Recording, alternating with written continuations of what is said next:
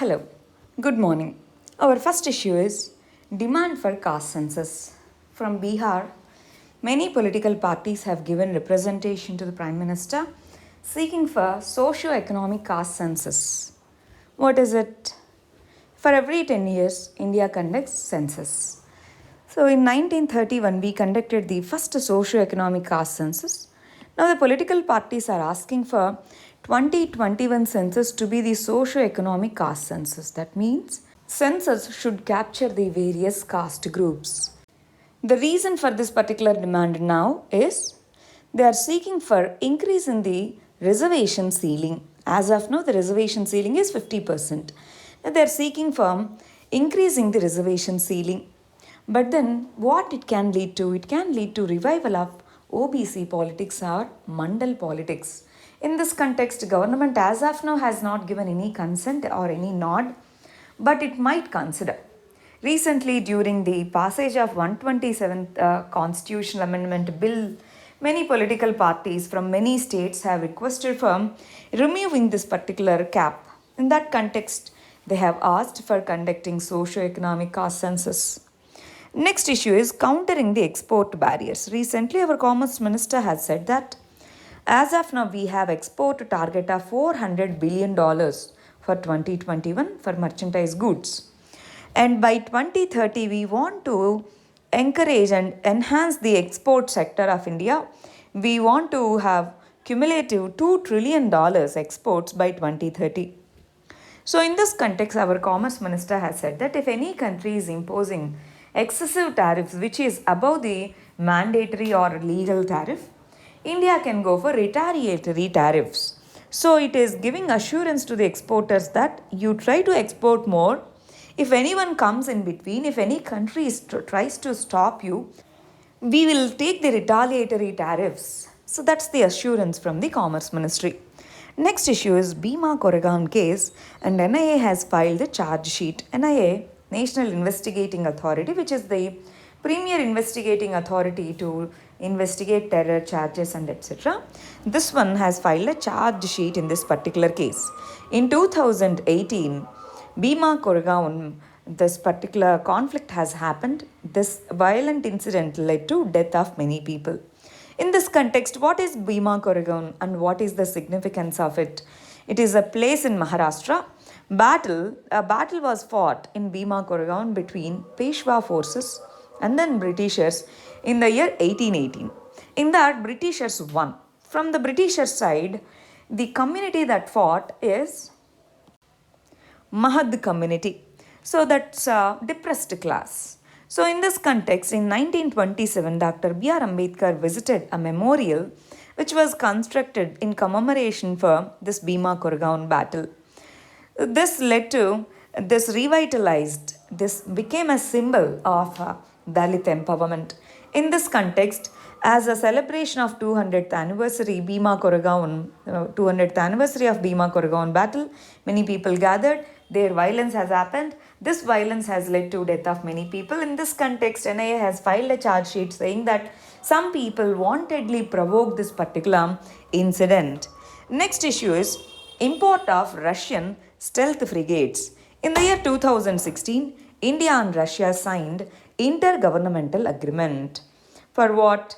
We said we will purchase 4 Krivak or Talwar class stealth frigates. The initial agreement is like this. 2 will be directly procured from Russia. 2 will be built by Goa Shipyard Limited. But later we changed the deal. For $1 billion, we made a deal and we signed for all 4 direct purchases. In this context, first 2 additional Krivak class stealth frigates will be built by India and they will be delivered by the year 2023. So, India and Russia, we have deeper defense ties. But slowly India is diversifying the defense procurements. Next issue is Afghanistan, Panjshir Valley. Taliban recently said that they have besieged the Panjshir Valley.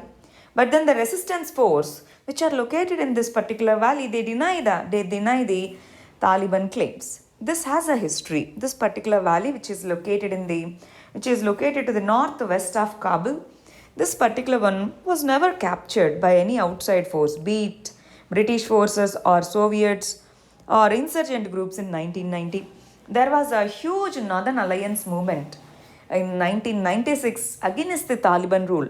The central point for that movement is this particular valley only. Now, also, many people, many resistance forces, they say that this particular valley is the only place which can provide resistance to the Taliban forces. Maybe this will turn the events, this will turn the tide in the Afghanistan. Let us wait and see. Next issue, important one, asset monetization plan. Recently, our finance minister unveiled a plan for asset monetization. In the budget 2021, this particular plan was proposed. It's a 6 lakh crore national monetization pipeline. That means already existing assets, which are known as brownfield assets, let's say pipelines, land, etc., already existing assets with many of the PSUs, airports, etc., these will be commercialized. That means there won't be any transfer of ownership or transfer of land. This will be given as a lease.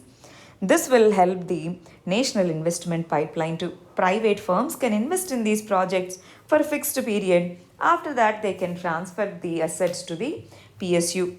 That way, this national asset monetization plan works. This will provide additional revenues for the government. Next issue is Afghanistan crisis. Taliban, any force, not for that matter, any force, they require economic plan. Without strong economy, a country cannot be run. But as of now, they don't have any economic ideology. But in the past 20 to 25 years, infrastructure is built. This infrastructure can promote the industrial growth. This infrastructure can spur the economic growth. This needs to be understood and addressed. Otherwise, no country can move forward without strong economy. Next issue is planning for next cyclone. Cyclone Tate. After Cyclone Tate and its destruction, we should be prepared for the next coming cyclones. Why? Every year we experience cyclones, then why should we care more about it? Recently, the IPCC report has clearly mentioned that extreme events are going to be increased due to global warming and climate change. Increase in the sea surface temperatures in the northern Indian Ocean is the primary reason why sea surface temperatures are increasing because of global warming.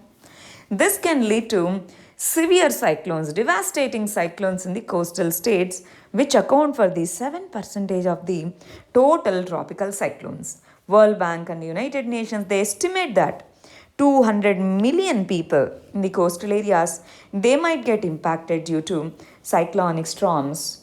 So out of all the natural disasters that we face in India, cyclones are the second most dangerous, floods are the first, cyclones are the second most frequent and disastrous. And 15% of India's total natural disasters in the last 20 years are due to cyclones.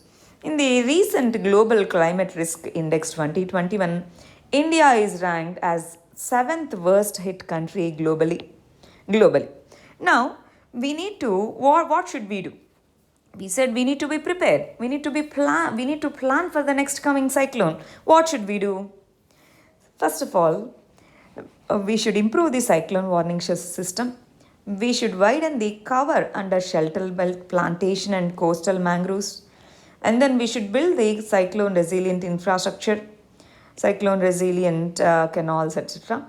And then install the disaster resilient power infrastructure and collective implementation important. Center, state, local governments, collectively we should implement these guidelines. Next issue is economic recovery. Vaccination. In all the states, vaccination rates are not uniform. So economic recovery will also be not uniform. Virus mutations are happening. Again, it is said that in October, the virus cases might increase. It might lead to third wave. So these all the things, yes, we have indications for economic recovery like increase in the exports, good monsoon rainfall, all that.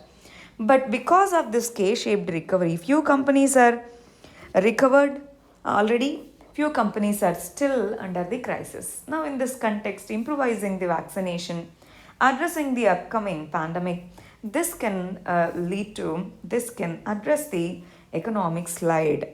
Finally, Ujjwala scheme. Ujjwala scheme Recently, Ujjwala 2.0 was launched by our Prime Minister. In this context, should we go for alternatives to Ujjwala scheme?